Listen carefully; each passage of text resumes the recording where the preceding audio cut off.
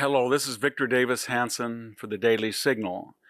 I'd like to talk about Ukraine. It's been in the news lately. There's the scent of a deal, and Donald Trump has become the archetypical deal maker, and he's said to the world, not just us, that he has talked and with Vladimir Putin and had a constructive conversation. At the same time, his team, General Kellogg, Marco Rubio, and Pete Hegseth, there has been some commentary about the outlines of the deal, and it's exactly what everybody's been talking about, that Ukraine will not be in NATO. Ukraine will be armed and protected. There'll probably be a DMZ.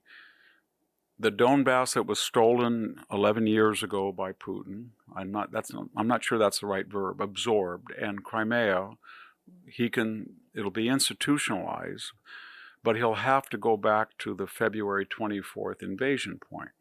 So what do both sides get out of it? Well, Ukraine says our heroic defense of Kiev saved the country. We've gone from 41 million to 28. We're going to get our population back. We proved to the world we stopped this Russian juggernaut.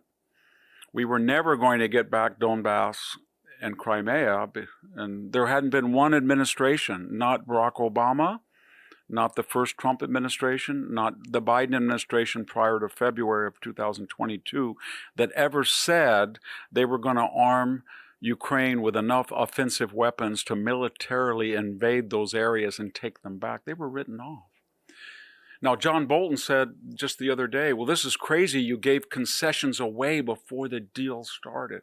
Does anybody in their right mind, think about it, does anybody in their right mind think that if Donald Trump had said to Vladimir Putin, well, Vladimir, we're going to have a deal, and I'll tell you what, we're going to put him in NATO. Oh, no, don't put him in NATO.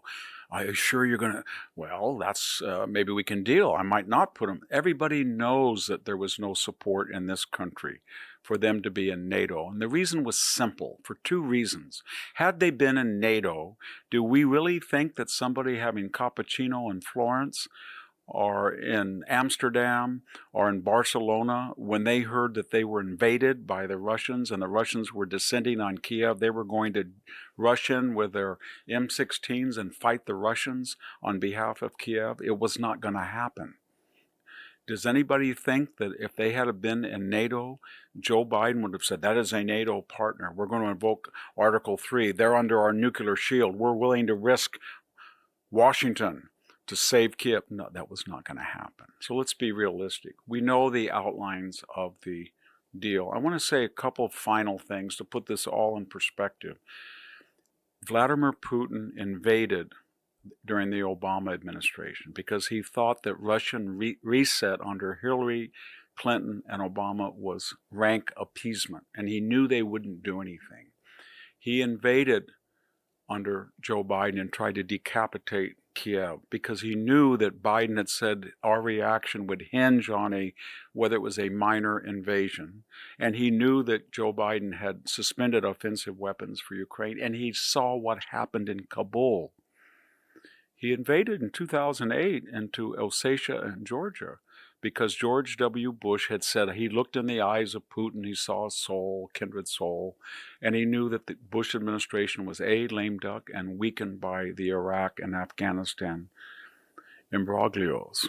Okay, he did not invade during Donald Trump, and we know why, because he thought Trump was too unpredictable, too dangerous, and it wasn't worth it in a cost to benefit analysis.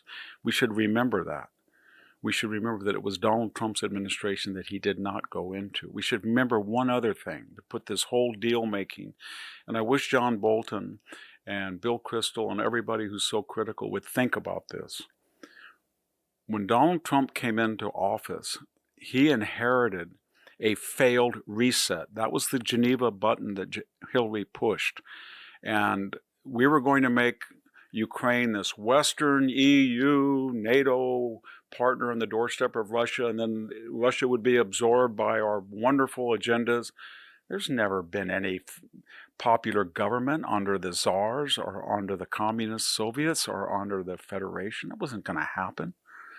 What did Donald Trump do when he came in? He started giving the offensive weapons to Ukraine. He killed 300 to 400 of the Wagner group in Syria. Nobody had ever done that in the Cold War, kill that many Russians. He got out of an asymmetrical missile deal.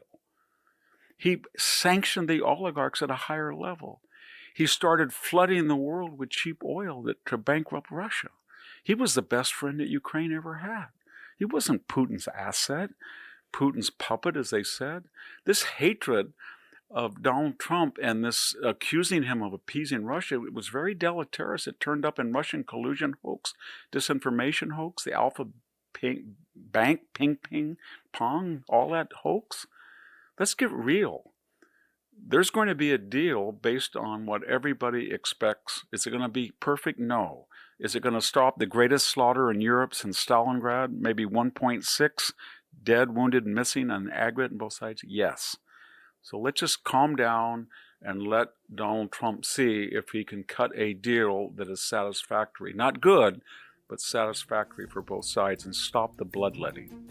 This is Victor Davis Hanson for the Daily Signal.